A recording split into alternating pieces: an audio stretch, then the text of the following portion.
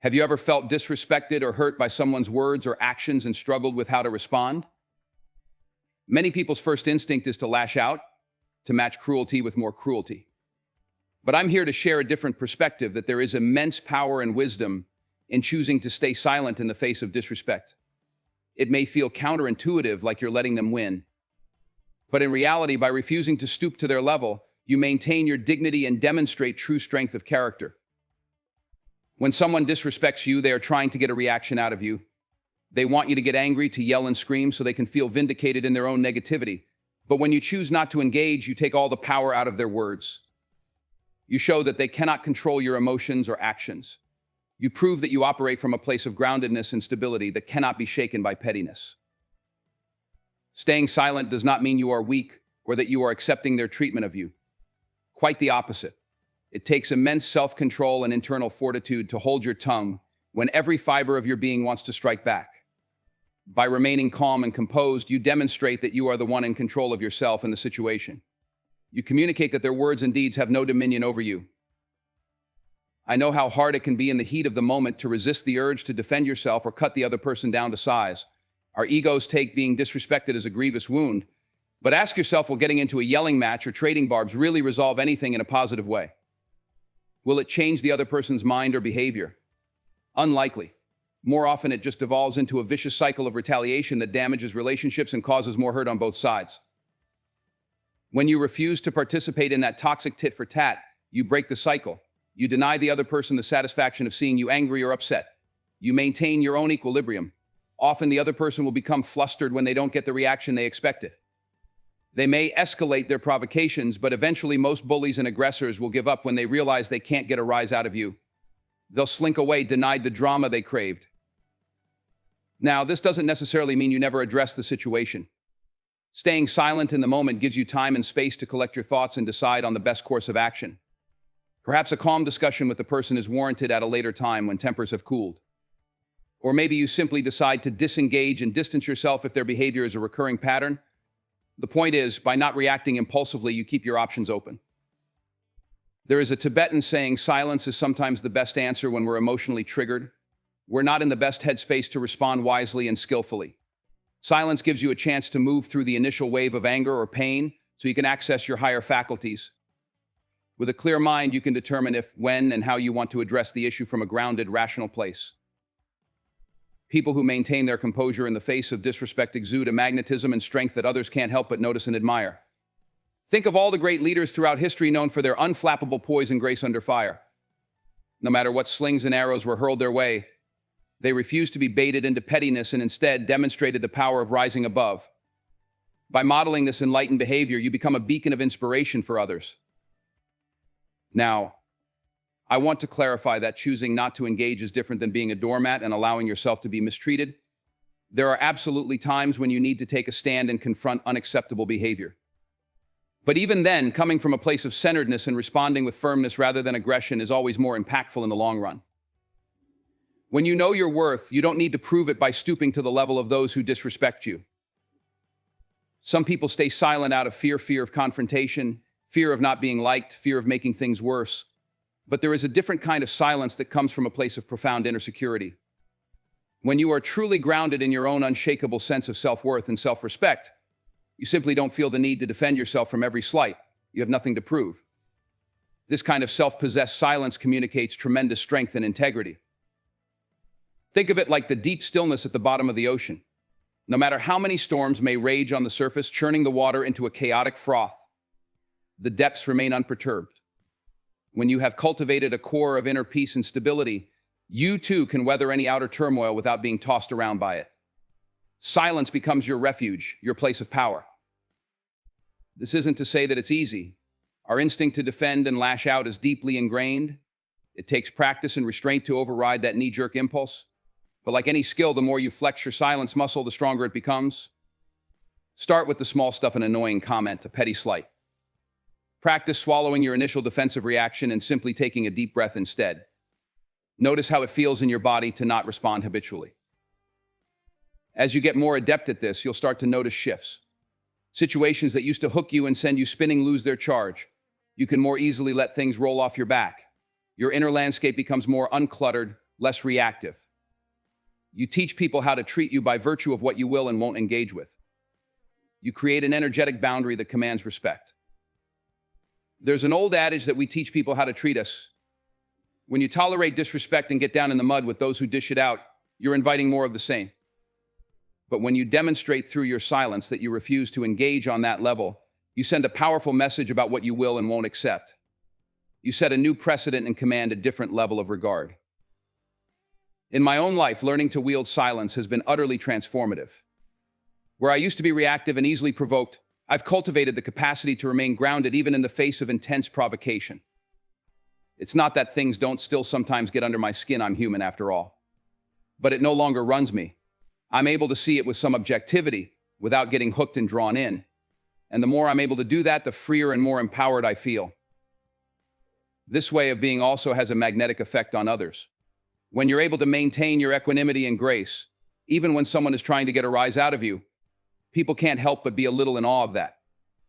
They recognize at a visceral level the self-mastery it takes.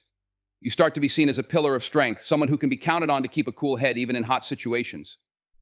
This commands respect and elevates your stature in both your own eyes and others.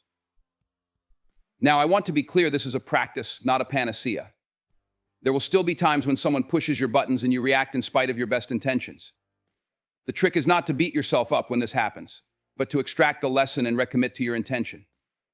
Like any new habit, it takes time to rewire those old grooves and establish new patterns. Be patient and compassionate with yourself in the process. It's also important to note that choosing silence is not about suppressing your feelings or being inauthentic. It's about responding rather than reacting. When you give yourself the space to feel your emotions without being hijacked by them, you can express yourself more clearly and effectively.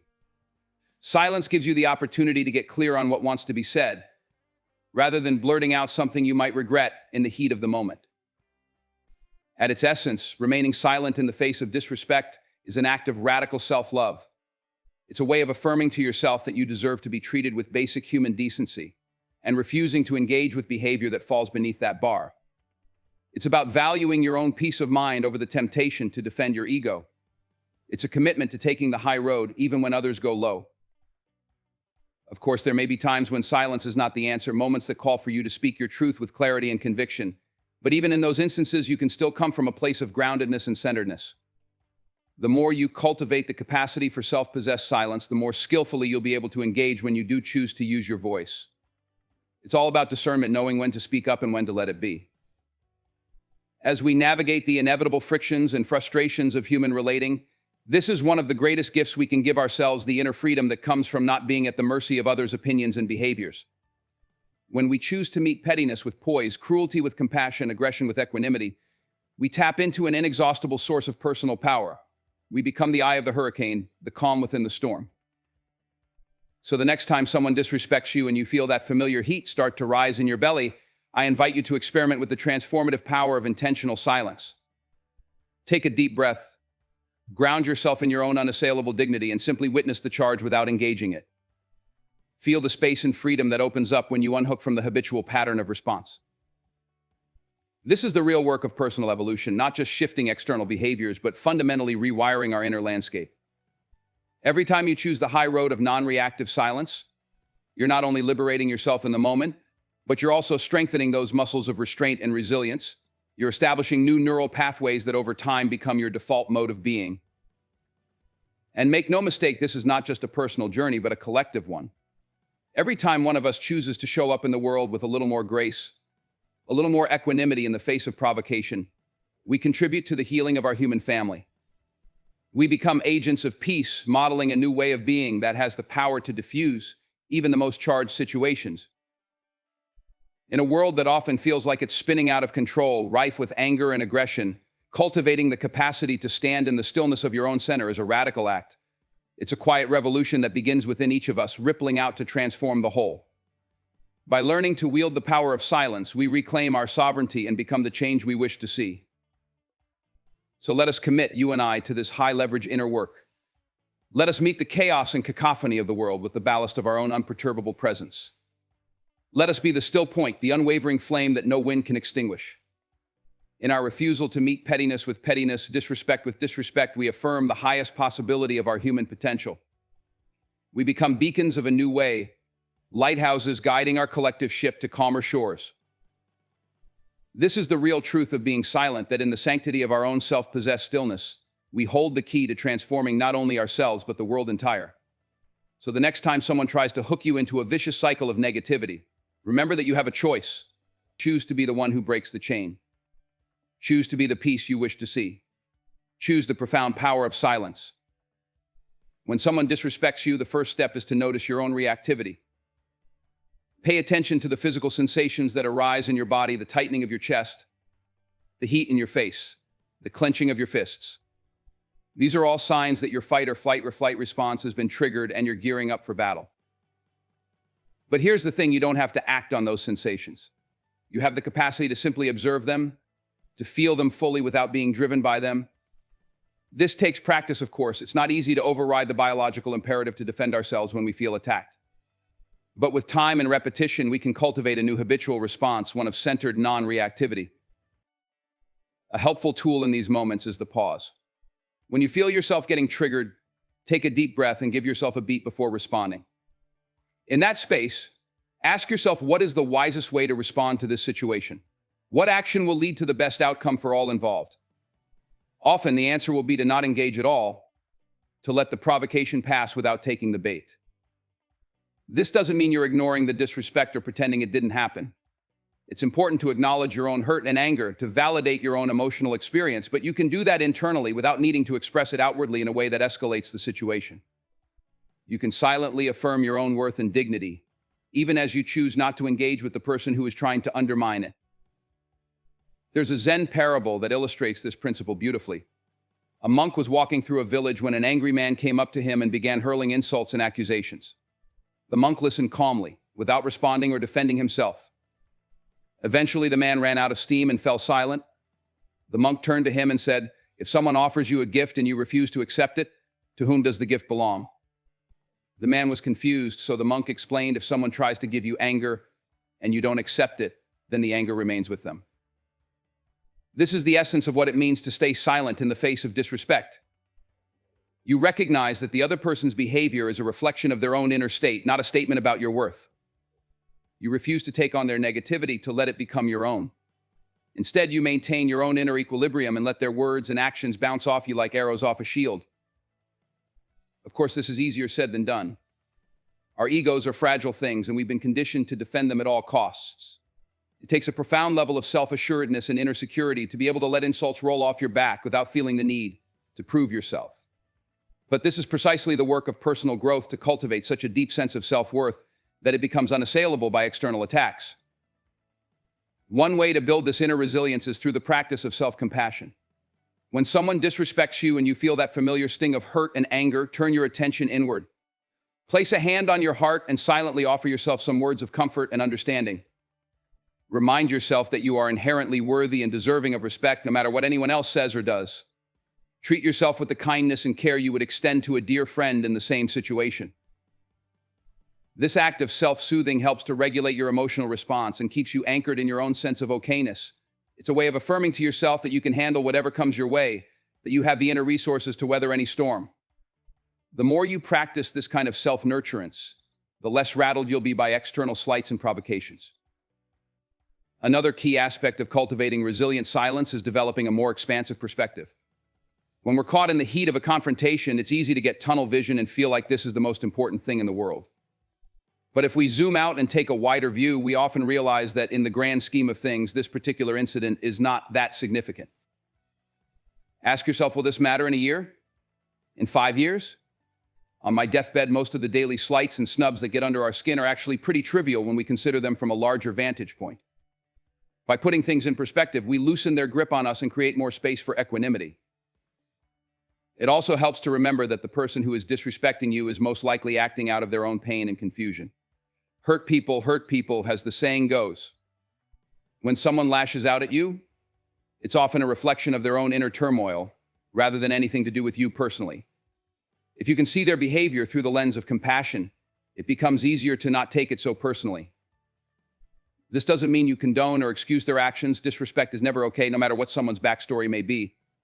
But by recognizing the suffering that underlies their behavior, You can find a place of empathy and understanding even as you hold your boundaries firm. This is the heart of what it means to meet aggression with peace, to respond to darkness with light. Ultimately, staying silent in the face of disrespect is a spiritual practice. It's a way of aligning ourselves with our highest values and most noble intentions. When we choose to meet pettiness with dignity, cruelty with compassion, we affirm the fundamental goodness and resilience of the human spirit. We become a force for healing and reconciliation in a world that so desperately needs it. And let's be clear, this is not a one-time choice, but a moment-to-moment one. In every interaction, we have the opportunity to react from a place of defensiveness and agitation, or to respond from a place of groundedness and grace. It's a constant practice of choosing our highest selves over our basest impulses. But the more we choose the high road, the more habitual it becomes. Over time, we rewire our neural pathways and develop a new default mode of being. Equanimity becomes our natural state, and reactivity becomes the exception rather than the rule. We find that we're less easily triggered, less prone to getting swept up in the drama and dysfunction of others.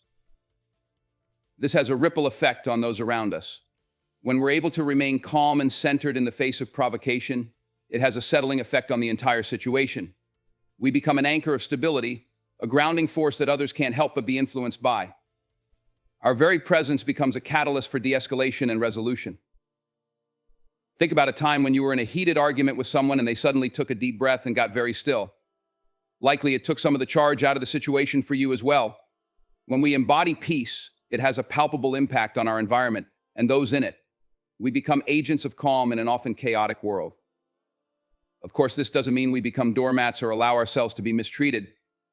There is a time and place for firm boundaries and clear communication.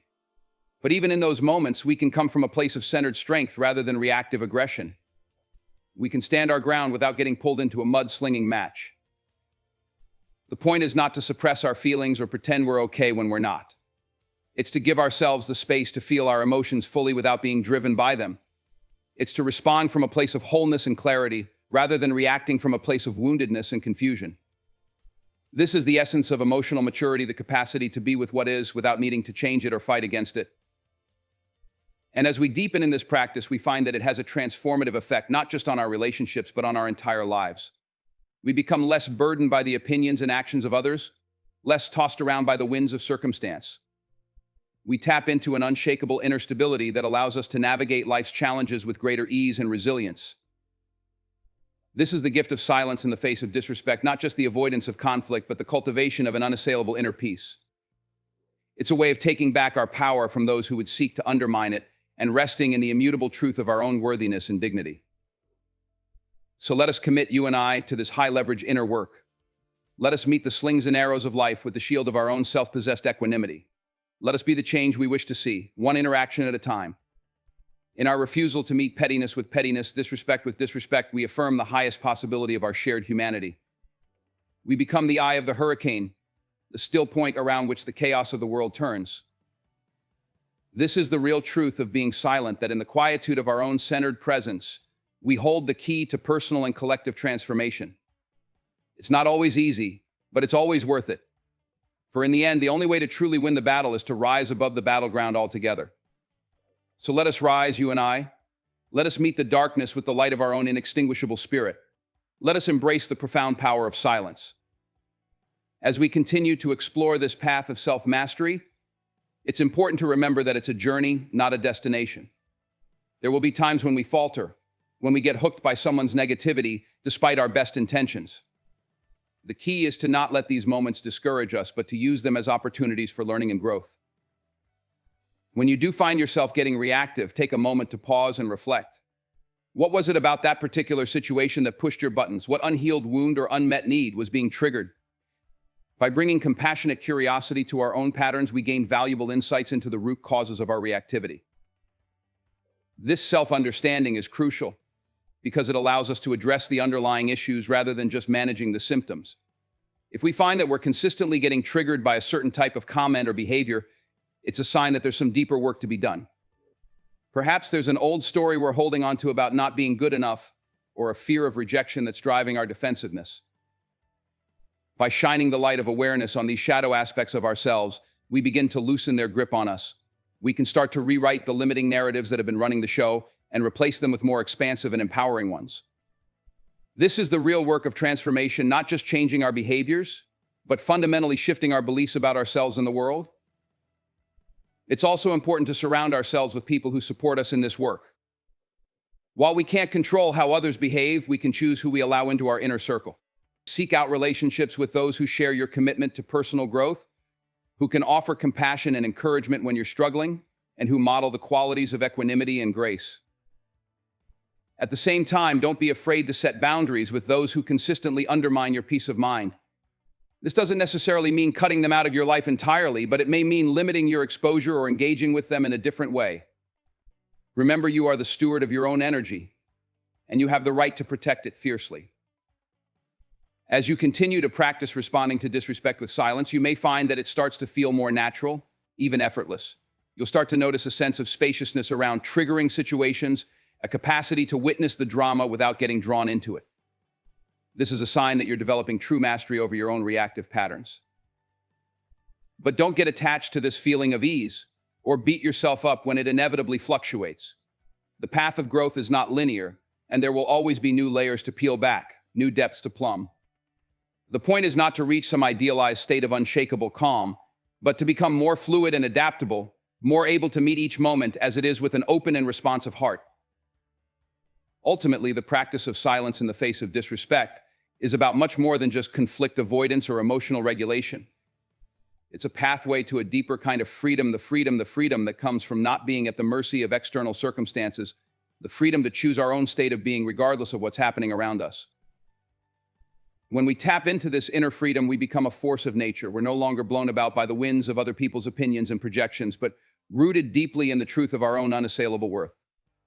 We become sovereign over our own inner landscape, capable of weathering any storm with grace and resilience. This is the real promise of this practice, not just a way to deal with difficult people, but a portal to a whole new way of being. A way of being that is characterized by unshakable peace, immutable dignity, and an abiding trust in the fundamental goodness of life. A way of being that allows us to show up as our highest and best selves, even in the face of great challenge. So let us walk this path together, you and I. Let us support each other in remembering our deepest truth and living from that place in every moment. Let us be the lighthouses that guide each other home to the stillness and certainty at our core. And let us never forget the profound power we wield when we choose to meet the chaos of the world with the calm of our own centered hearts. For in the end, this is not just a personal journey, but a collective one. Every time one of us chooses to respond to hatred with love, to aggression with peace, to disrespect with the dignity of our silence, we heal a piece of the world's suffering. We become agents of a higher consciousness, midwives of a new way of being human. This is the invitation that lies before us in every moment to be the change we wish to see, to embody the world we yearn to inhabit. It's not always easy, but it's always worth it. For in rising to this call, we don't just transform ourselves, we become pioneers of a global awakening, beacons of hope in a world that so desperately needs it. So let us rise to this occasion, you and I. Let us be the ones who chart a new course, who dare to meet darkness with light, despair with determination, division with the unwavering commitment to our shared humanity. Let us be the ones who know the true strength that lies in softness, the unassailable power that flows from a heart at peace. In every interaction, in every triggering moment, we stand at a crossroads. We can choose the path of reactivity and defensiveness, of separateness and fear. Or we can choose the path of compassion and connection, of unity and love. We can choose to perpetuate the patterns of disconnection and suffering, or to be part of their healing and transformation. The choice is ours, and it's one we make again and again in every passing moment. It's not a one-time decision, but a constant recommitment to our highest intentions, our most deeply held values. It's a willingness to keep showing up, to keep beginning again, no matter how many times we stumble or stray. And as we do this holy work, as we take this stand for love in the face of fear, for dignity in the face of degradation, something miraculous happens. We start to see the world through new eyes, to perceive the hidden beauty and potential that lies beneath the surface of things. We start to sense the sacred purpose that animates our lives, the great story that we're all a part of, each in our own irreplaceable way.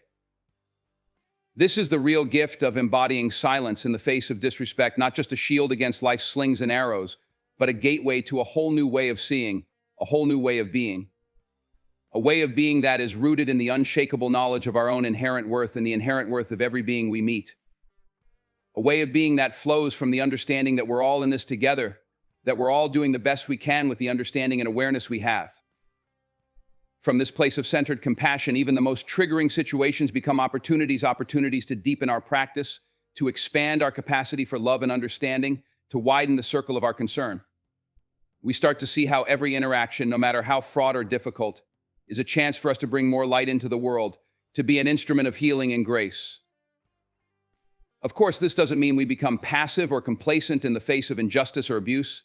There is a time and place for firm boundaries and fierce truth-telling, but even in those moments, we can come from a place of clarity and strength rather than reactivity and malice. We can stand our ground without losing our center, without compromising our commitment to meeting hate with love, darkness with light. For in the end, this is the only way forward, not through more aggression and separation, but through a relentless commitment to understanding and connection, to seeing the humanity in every person we meet, even those who hurt us. It's the path of radical compassion, of unconditional love. And it's the only thing that can ultimately heal the rifts that divide us within and without. This is the high calling of our time, to be the ones who hold space for a different way, who anchor the energy of peace and possibility in a world that's forgotten its true nature. It's a calling that requires great courage and compassion, great resilience and resolve. But it's one that each of us is uniquely qualified to answer in our own way, with our own gifts. So let us answer this call, you and I. Let us be the ones who know the power of silence, the strength of stillness, the unassailable dignity of a heart at peace. Let us be the ones who meet aggression with acceptance, hatred with love, disrespect with the quiet certainty of our own worth. Let us be the ones who walk the path of transformation, who become beacons of a brighter way.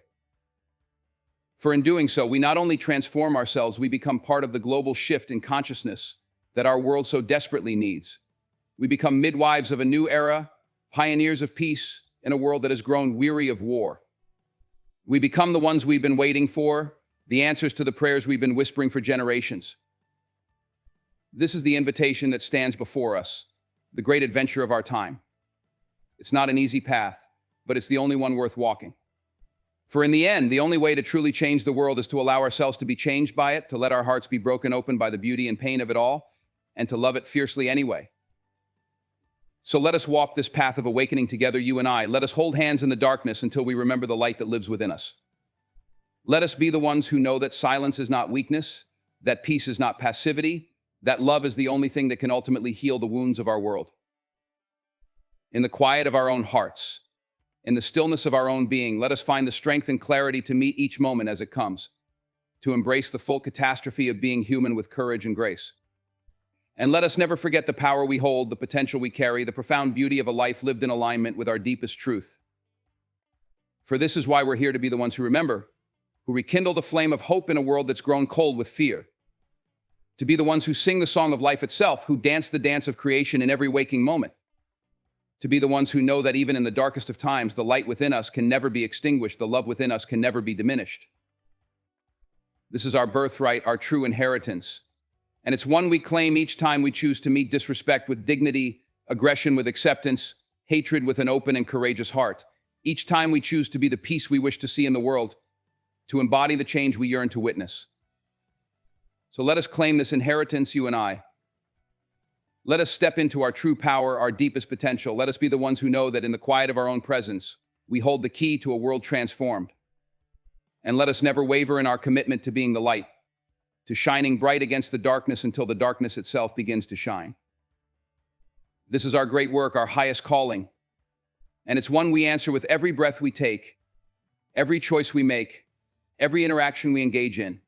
It's the work of a lifetime and of lifetimes to come. But it's the only work that matters, the only thing that's real in a world of shifting shadows. For in the end, love is all there is, all there ever was, all there ever will be. And we are its messengers, its champions, its tireless servants. So let us serve well, you and I. Let us love bravely and boldly, fiercely and freely. Let us be the ones who know the true strength that lies in softness, the unassailable power that flows from a heart at peace. And let us never forget the profound privilege it is to walk this path of awakening, to be alive at this pivotal moment in human history. For we are the ones we've been waiting for, the answers to the prayers of generations past. And the future is ours to shape, ours to mold with the power of our love, the clarity of our vision, the courage of our conviction. Let us rise to this great calling, you and I. Let us be the silent strength, the peaceful warriors, the light bringers and love bearers. Let us meet this moment with all that we are, all that we have, all that we've come here to be. And together, let us birth a world that works for all, a world of connection and compassion, of justice and joy. A world where every being is seen and valued, where every voice is heard and honored. A world that reflects the truth of who we are, not separate and alone, but woven together in a great tapestry of belonging, each of us a sacred and irreplaceable thread. This is the world that awaits us, the world that we carry in our hearts, and it's the world we create each time we choose love over fear, connection over separation, silent strength over reactive aggression. So let us choose well, you and I. Let us lean into the discomfort and the uncertainty, trusting the wisdom of our own hearts to guide us true. Let us be the ones who dare to believe in the power of love, in the potential of peace, in the promise of a world transformed. For this is why we're here, to be the change we wish to see, to embody the highest vision of our shared humanity. And we do this not through grand gestures or heroic feats, but through the quiet revolution of our own awakened hearts, the silent strength of our own embodied presence. This is the path of true power, of lasting change. And it's one we walk together, hand in hand, heart to heart. It's the path of the peaceful warrior, the spiritual activist, the light bearer and love bringer. So let us walk it well, you and I. Let us meet each moment with courage and compassion, with resilience and resolve. Let us be the ones who know that in our own gentle strength, we hold the key to a world reborn. And let us never forget the profound gift it is to be alive at this time, to be the ones entrusted with this great work of transformation. For we are the seeds of a new story, the harbingers of a new era. And the future belongs to those who believe in the beauty of their dreams. So let us dream boldly, you and I. Let us imagine fiercely and love wildly. Let us be the ones who know that another world is not only possible, but on her way. And together, step by step, breath by breath, let us usher her in with all the grace and grit we possess, all the faith and fire of our own indomitable spirits. For this is our great calling, our highest privilege, to be the midwives of a world waiting to be born.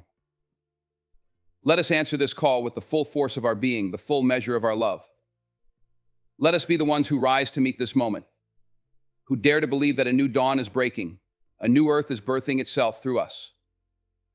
And let us trust that as we do this holy work, as we walk this path of awakening with dedication and devotion, we are held and supported at every turn by a love that knows no bounds, a grace that never runs dry. For we are not alone in this journey, you and I. We are part of a great unfolding, a vast web of consciousness that spans the reaches of space and time. And every choice we make, every thought we think, every word we speak ripples out to touch the farthest corners of creation.